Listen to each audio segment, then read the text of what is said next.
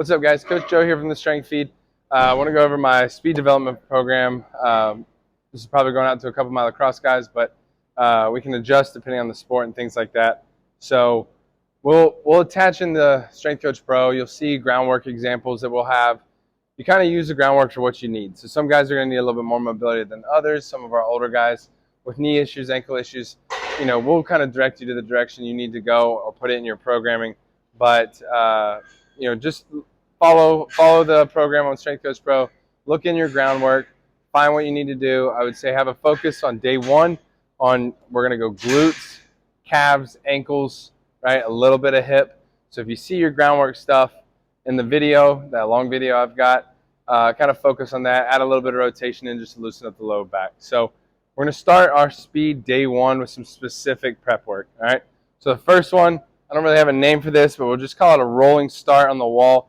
So y'all know to do your spring ankle drills, which is our bottom, medium, and top position. These are our holds. We should do these every day. They're included in your program most likely. So bottom position, hold, medium position, hold, top position, hold, making sure we can drive to the ankle as far as we can. So we're going to take that after we're done with our spring ankle drills. We're going to take this into more of a dynamic action on the wall. This is going to really help with our push off from our first step. So what I'm going to do is I'm going to drop down to the bottom of my squat. All right. From there, I'm going to roll my knee over the toe as far as I can. As soon as I get that, as much as I can out of that ankle and calf complex, then I'm going to start my calf raise. From there, I'm going to extend through the knee and the hip. So just to see it kind of live, we're going to go down. All right. Roll over as far as I can. From this position, I'm going to take my leg up, drive through the calf. That's as much as I got. I'm going to drive through the knee and the hip at that point. All right. So to see it again, work your way through this. Down, knee over toe. That's all I got. Calf raise, add the hip. Okay. So we're just rolling into the wall drills. It's probably end up what I'm going to be calling this a rolling ankle drill, rolling wall drill. So we'll go from there into our next one. After that, you're going to have a glute firing rate, something that helps with the firing of the glute and the hamstring. Okay. We can do some of these on the ground where I would be here. I can be up here. I'm going to walk out for my hamstrings, walk back up, increase my speed as I go and I get warmed up. That's a really good one. We could use the box and go glute switches. All right, working on that firing rate. It's a really good one. Some of you guys know our oscillation stuff. Depending on where you are in your program, it might already be in your program. It can't hurt to add some more. I've done oscillation work with like mini bands around the ankles so I can be up against the wall as quick as I can. So kind of working on the firing rate of that glute would be the next step in my speed specific warm-up. I'd run all these 1 to 2 times through and then kind of take that into my first step work. So you kind of want to combo what you just did in your drill work into something that's going to translate into your speed work. So I would hit those 3 drills, maybe go with the wall drill, glute firing thing, maybe like a banded glute med work, some switches on a box, hamstring walkouts. Take that into our first step work. So for my first step on my sprint, I'm working on projecting my torso out as far as I can. I like a tall start, tall kneeling start, load, push out as far as I can. All right, working on getting through that back leg. So to show you again, what I'm focusing on is just like our rolling extension. I want to make sure everything extends behind me. I want to make that extension almost as long as possible to push me out as far as I can. So I'm going to be here, load, push, right? Notice my back leg is in full extension and very far behind me. That's what I want out of my start. Can add some broad jumps in after that as part of our warm-up. So we'll be here, right? Reach, load, jump, working on horizontal translation of my hips. I want to get my hips out as far as I can. Those are going to be my first step work on this first cycle. We'll build that up throughout the fall to kind of more and more advanced stuff, but I want to see how that works going forward. After our speed specific prep work, we will go right into our drill work. Okay, so pause this video at any point in time, try it out, come back to it, trying to give you a little bit of other resources as we go, but you guys all have my number. Reach out to me if there's a question of any kind. So with my drill work, my favorite 3 things that I'm going to do to really work on true acceleration speed is I'm going to start from the ground. So I'm going to work on a violent push. Acceleration doesn't take anything but intent. So if I'm trying to get out as fast as I can, I want to tell my brain to fire as fast as I possibly can. It takes violence from the start, especially with acceleration. Best way to work violence is start from the ground, chest on the ground, push up, get out as far as you can. So you're going to be here. My hands are on the ground. I'm focusing on my push-up. I've got to get my push-up hard and fast so I can push up far enough to let my legs float up underneath me. From there, don't forget your cues. I got to keep my head down. I've got to keep my chest low. I don't want to pop straight up. I don't want to feel like I'm spinning my wheels underneath me. I want to get one step in the ground and push out, again, project out as far as I can. So from this position, I'm going to go here. One big push up. I'm going to bring one leg up.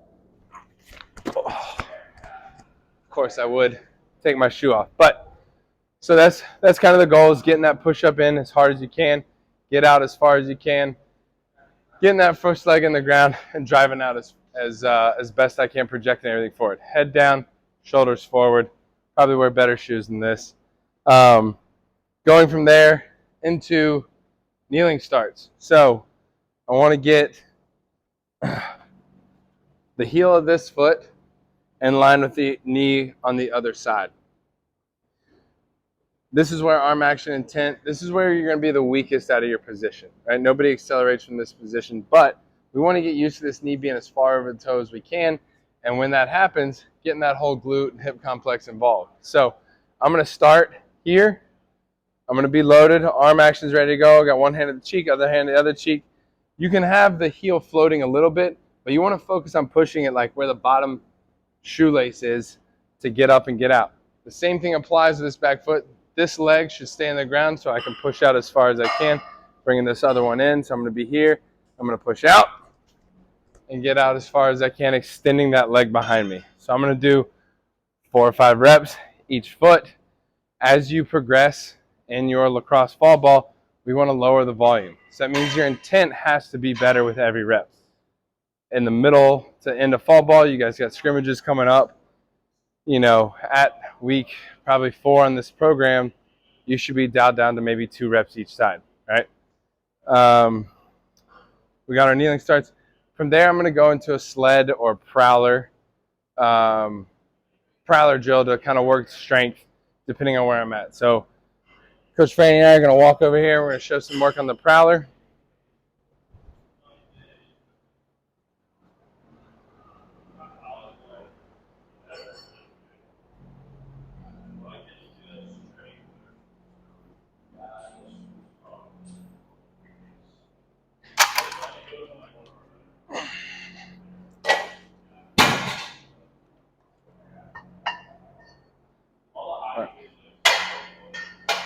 So it's no secret that the first step in a sprint takes strength. You have to be strong to get out into that position. To train strength, we want to load it, right? So we did all of our good position work drills. We got our kneeling starts. We got our push-up starts. That's just good violence.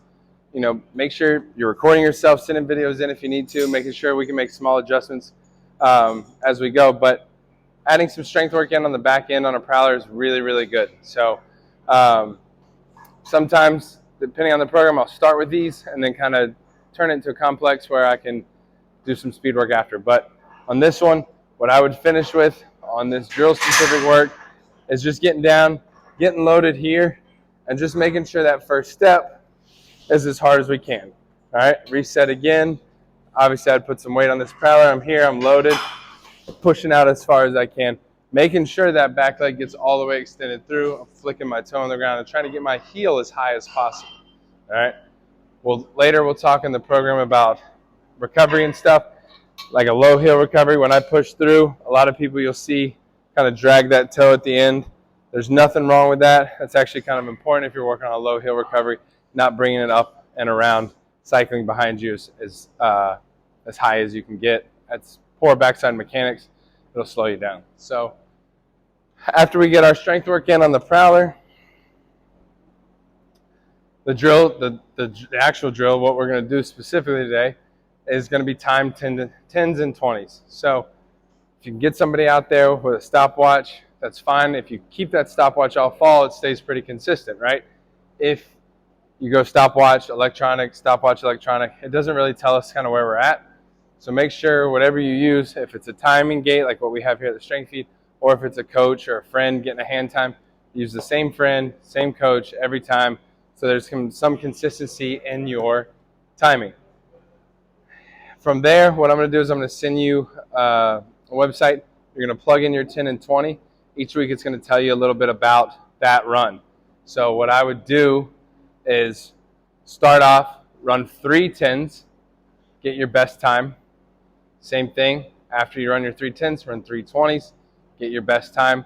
Take the best time, we'll plug it into this app that we use, and it's going to spit back some stuff we need to do with adjusted programming. So this is day 1 of your speed work in the fall. Attached to the Strength Coach Pro after your speed work is going to be an optional lift. This lift is going to be programmed outside of kind of what you are doing in the weight room. I usually have a general idea of what my guys are doing in the fall with a bunch of different lacrosse teams. I like to squat heavy, I like to front squat and do all this stuff. This is going to be more sprint specific drill work. So if you want to add that in the weight room on a secondary day, let's say Monday you come in, you do your speed work on your own, then you go off, you front squat with a team or whatnot. This could be something you could do as a third session if you're recovering and eating properly, or it could be done on a following day if you want to hit a little bit more direct leg work, that kind of thing. So very lower body specific, sprint specific work that'll be attached to this program for 3 times a week throughout this fall. So if you guys got any questions with day 1, you guys know how to hit me up, coach@thestrengthfeed.com. Or you should have my number. If not, shoot an email and I'll be able to get back to you with my phone number.